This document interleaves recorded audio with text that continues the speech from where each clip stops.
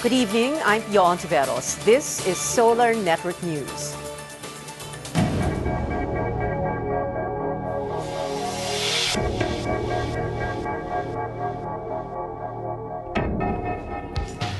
Justice Secretary Laila De Lima submitted to Malacanang a National Bureau of Investigation report on the January 6 shooting incident in Atimonan, Quezon.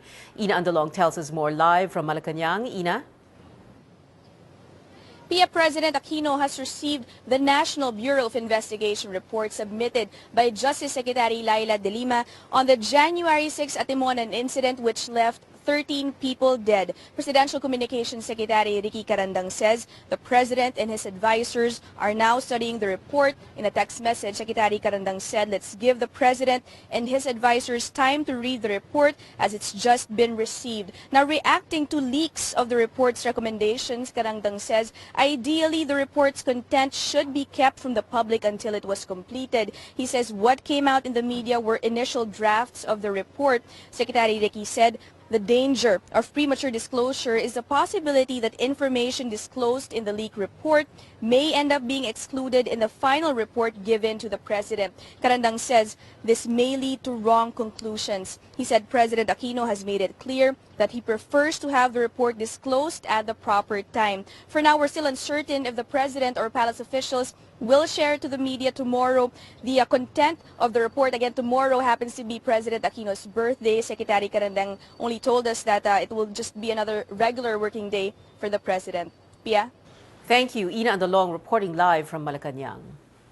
Superintendent Hansel Marantan, the ground commander and the lone police officer wounded in the Atimonan shooting incident, was sent to St. Luke's Medical Center today to undergo a series of tests. Miguel Ortilla filed this report. Superintendent Hansel Marantan remains at the PNP General Hospital in Camp Crame. He had to be brought to St. Luke's Medical Center today to undergo testing. There's a partial weakness, so we have to do the diagnostic test as per recommendation, as well as recommendation of his doctor at St. Luke's Global. Marantan will undergo an electromyogram nerve conduction velocity test at the St. Luke's Medical Center in Quezon City to see how bad the damage is on his ulnar nerve. Doctors say it may be the cause for the weakness of his left little and ring finger. Dr. Sison says Marantan is now out of harm's way. Yesterday, doctors carried out a minor operation on his left forearm to clean out the infection in one of his gunshot wounds. Marantan's doctors say he has been very cooperative. He is undergoing physical therapy, and if all goes well, he should be out of the hospital in 2 to 3 weeks. In 2 to 3 weeks, our objective is for him to walk with crutches, stand and walk alone. His condition turns to be good, and it could be transferred, but depending on the state of his improvement also. In an interview with ABS-CBN's Gus Sabelgas, Marantan is in high spirits, though he may bear the brunt of the Atimonan incident report. Hansel Marantan is doing fine, gradually improving. He's in a good mood and a good state, and ang concern niya is for him to get well soon. Marantan should also be back at Camp Crame within the day, as he is still under police restrictive custody. His diagnostic test results should be out in 2 to 3 days. Miguel Ortilla, Solar News. The Senate Blue Ribbon Committee zeroes in on the killing of Palawan journalist and environment advocate Jerry Ortega as part of an investigation into the alleged misuse of royalties from the Malampaya gas fields. Camila Lemia has that story. The Senate Blue Ribbon Committee, in its third hearing on the alleged misuse of Malampaya funds, focused on the death of Palawan journalist and environmentalist Jerry Ortega, which many believe is linked to supposed project anomalies. Recently, suspect turned state witness Dennis Aranas was found dead in a jail in Lucena in Quezon after supposedly committing suicide. Aranas is admitted to the Witness Protection Program of the government after implicating former Palawan Governor Joel Reyes as mastermind. He, however, was transferred to Lucena in Quezon, where a case was filed against him. Some say this is a strategy to get back at witnesses. Senate Committee Chair Teofisto Gingono III, the Ortega family, and other resource people fear this modus operandi will happen to other witnesses. In fact, Rodolfo Bumar Edrad Jr., a self-confessed leader of the team which killed Ortega, is now facing a similar fate. Although Bumar is still in custody of the WPP, Puerto Princesa Mayor Edward Hagedorn says Bumar is facing a separate criminal case, which may cause his removal from the protection list. If you want to get a witness out of the witness protection program, all you have to do is file a criminal case somewhere else so that that person now has to face that criminal case and has to exit the witness protection program. It seems. Talagang nakakatakot dahil baka abutan na nila yung si Bumar dahil napaka-key witness ni Bumar. At pag nangyari yun nga ang ginagawa nila, sinusubukan nilang tanggalin sa witness protection, yun yung butas na nakita sa batas na tanggalin nila doon para pwede nilang maabot, pwede nilang itumba. Aranas' reported cause of death is suicide, but the Ortegas hardly believe this, citing discrepancies.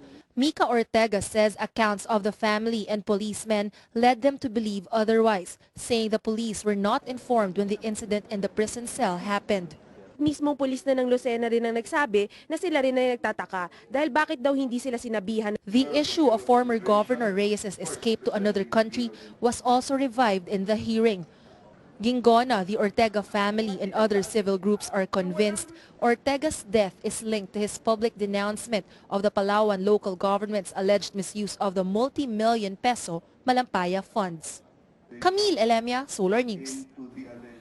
In a one-on-one interview last night on News.ph, PNP Chief Director General Alan Purisima denied a crime wave is in the country or is being experienced in the country, saying the country's crime rate is in fact lower in recent years. Miguel Ortilla filed this report. In the past weeks, the Philippine National Police was challenged by the spate of crimes, with perpetrators hardly getting caught. PNP Chief Director General Alan Purisima took the hot seat at News.ph to explain how the police organization handles this. Purisima said there is no crime wave as perceived by many. He explained that crime incidents have decreased compared to the same period last year. So yung nangyari the other week, crime wave yon? I don't think so. There are less crimes na nangyayari sa Metro Manila. And if you go national, yearly we are decreasing by 23%. The PNP chief says it just so happened that the SM Mega Mall robbery became sensational, dragging other crimes into the picture.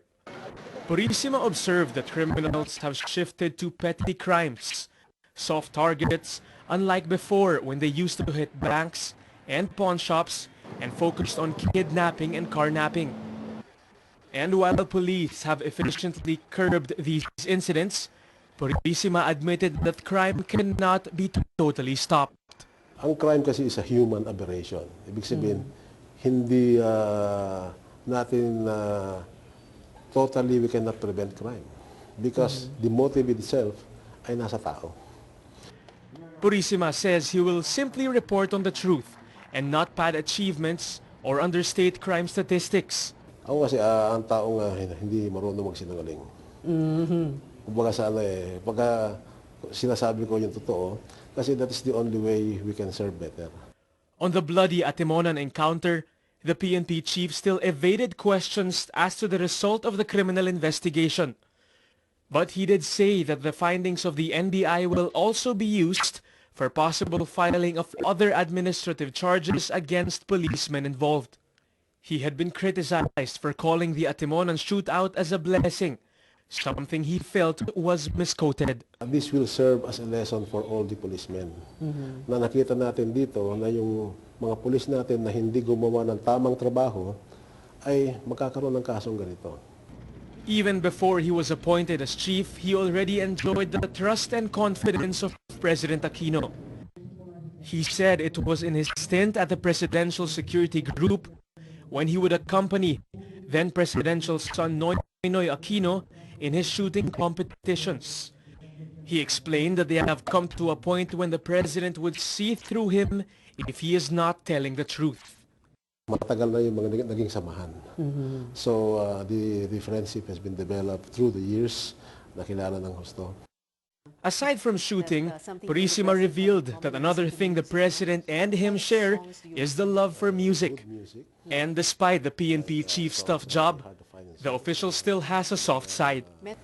I really don't know the words. I thought, sir, perhaps love is like a resting place. Yes. Na, sir, kantahin nyo. Ayaw nyo, sir. Perhaps love. Yan, ganun. Yun na Is yun, like sir. a resting place. Okay. Miguel Ortilla, Solar News.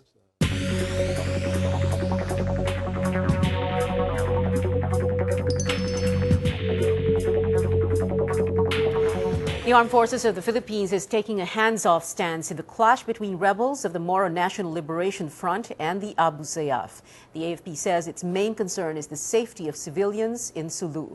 George Cahilas has that story.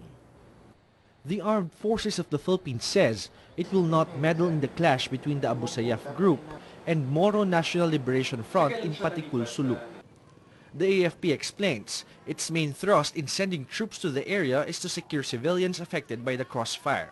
As of yesterday, yung latest report that we got is that it's more or less 400 families. But not all of them are relocated in the relocation areas, but they have relocated to areas that are for them, may mga kamag-anak sila na nakitulog sila doon. MNLF spokesman Emmanuel Fontanilla reportedly said some of the government soldiers are fighting alongside the ASG against the MNLF. But Burgos adds he does not know where Fontanilla is getting his information about the situation in Sulu. In fact, meron na sa hanay ng MNLF na nagsalita na hindi nila ina-acknowledge yung mga sinasabi nito. And this is not sanctioned. And sa amin, is that pag tinanong kami sa panig namin, is that sasabihin namin yung totoo based from the reports coming from our field commanders. And these are coming from reports on the ground. He says the military has yet to verify Fontanilla's claims. The MNLF has rescued 3 foreign hostages of the ASG, and the fight against the two armed groups continues. Hindi namin alam saan nangkuha yung sinabi ng 3 foreigners. And then, how can that be na yung aming sundalo ay nandito nga tayo, yung mga sundalo natin, yung ating mga Marines, securing the safety of the civilians. And hindi kami party doon sa nangyari. Burgos says it has been quiet in Patikul since Sunday night and no attacks have been reported from both the ASG or MNLF since then. The AFP and other concerned agencies are investigating the clash between the two armed groups. Defense Secretary Volter Gazmin and Armed Forces Chief of Staff General Emmanuel Bautista are scheduled to visit Sulu on Tuesday to assess the situation in the area. George Cahilas, Solar News.